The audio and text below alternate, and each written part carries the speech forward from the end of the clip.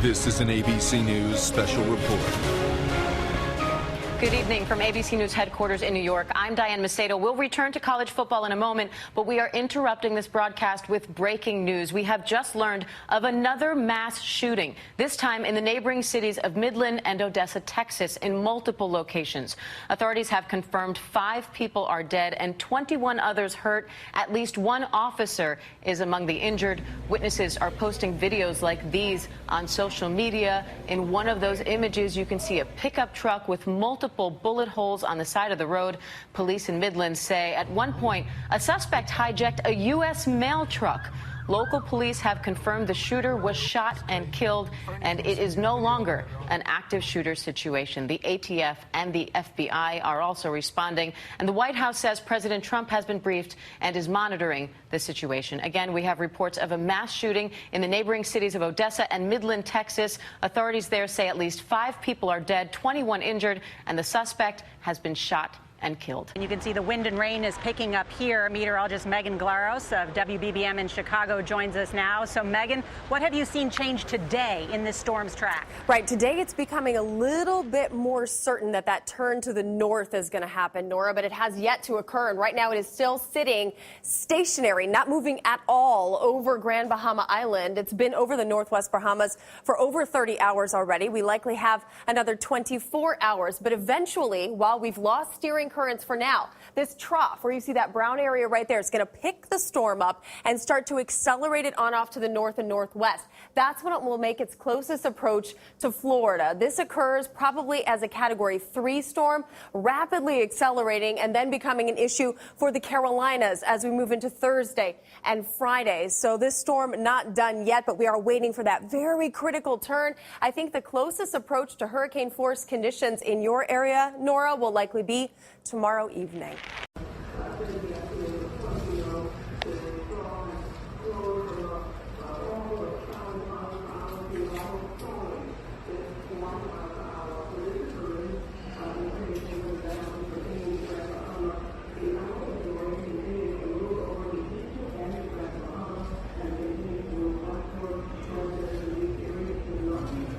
The wind is howling. We are still pretty much in harm's way. We're getting a lot of distress calls for persons needing rescue, needing to be rescued, but we cannot get to them right now. So we're asking persons on high ground to just hold their position as best as they can, find the highest place in their homes, because as it is right now, there's very little that the rescue teams can do. And if you look, the wind is gusting in the background right now. Terrible. Well, a tragic story here. Overnight, more bodies were pulled from the waters off the California coast where a dive boat burst into flames and sank. The U.S. Coast Guard says the death toll is at least 25. 9 people are still unaccounted for. Jonathan Bigliotti is at the Coast Guard station in Oxnard, California, some 30 miles from where the boat sank. Jonathan, what do we know about the victims? And good morning to you. Hours before that fire broke out, 3 of the victims celebrated their birthday. One of them, a teenage girl surrounded by her parents. One of the crew members who escaped said he left behind his girlfriend. Most of the victims were trapped just below deck. We are learning some of their bodies showing signs of drowning. The boat Conception was anchored just 20 yards off the Channel Islands near the Ventura coastline when it caught fire. According to the Coast Guard, the first Mayday call came in around 3:30 in the morning. There's 33 people on board the vessel that's on fire. They can't get off. The Coast Guard launched aircraft as well as boats and located a vessel that was fully involved in flames. The 75-foot vessel carried dozens of divers on a holiday excursion. Roger, you don't have any firefighting gear at all? When the fire began, many passengers were asleep in their bunks below deck. The ship's blueprint indicates stairs leading to the main deck at the front of the vessel. Authorities say the company operating the boat had a good safety record. The crew was actually already awake and on the bridge, and they jumped off. 5 crew members swam to a nearby fishing boat owned by Bob and Shirley Hansen. The flames and knowing that there are people on board that cannot get out. You can only imagine the horror that they were going through. They pulled the crew members to safety, including the ship's captain, who told them a rear escape hatch was engulfed in fire and the crew could do nothing to help the passengers. One crew member was inconsolable, telling them 3 passengers were celebrating birthdays, including a 17-year-old there with her parents. He was crying because he knew they were still on the boat. And then one of the crewmen, his girlfriend was also on board, and she was down there. For family members arriving at the harbor, the reality of this tragedy still raw. Do you know someone that may have been on that boat? My son. Our son. Absolute heartbreak. The NTSB is headed here to the scene.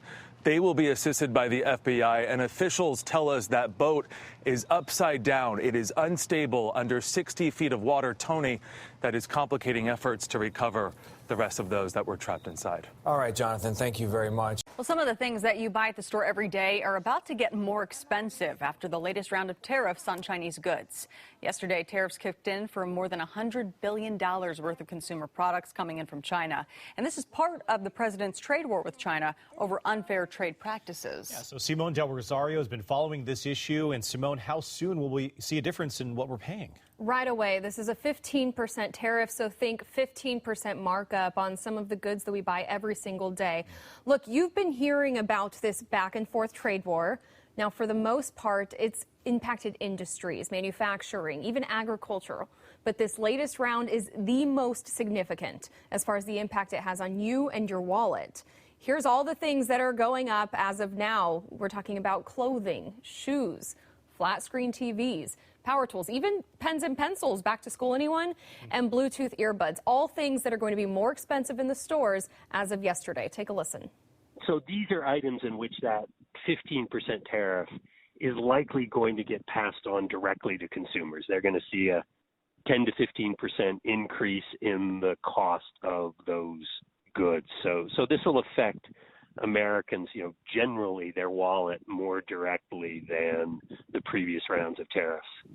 This round of tariffs, I've looked through the list. It goes on and on. Again, $125 billion worth of Chinese goods, according to some estimates. Now, there are companies here that begged the Trump administration not to put these tariffs in effect leading up to the holidays, but these are officially in place. Economists think the tariffs are not just going to cost in the short term. We're looking at about $800 per household over the next year if these tariffs continue. Now, we know that the president did delay some of the tariffs just due to holiday shopping. So what isn't more expensive right now? Yeah, so a couple of the things that you think about for the holidays, he did try to postpone a little bit. Things like cell phones, we're talking laptops and tablets, video game consoles, if your kids are getting a little spoiled this Christmas time, also toys, even baby items. All of those things are going to see that 15% tariff starting December 15th. So a little bit of time there. But at the end of this, after December 15th, almost every single Chinese good that we do import is going to be impacted by these tariffs. Is there an end in sight to this? Right now, experts don't see one. We've seen the United States and China really not get to the table. They're trying to have a meeting at the end of this month. But the message right now is to, buckle up and know that this is going to continue for a while. All right, Simone, thank you. Thanks.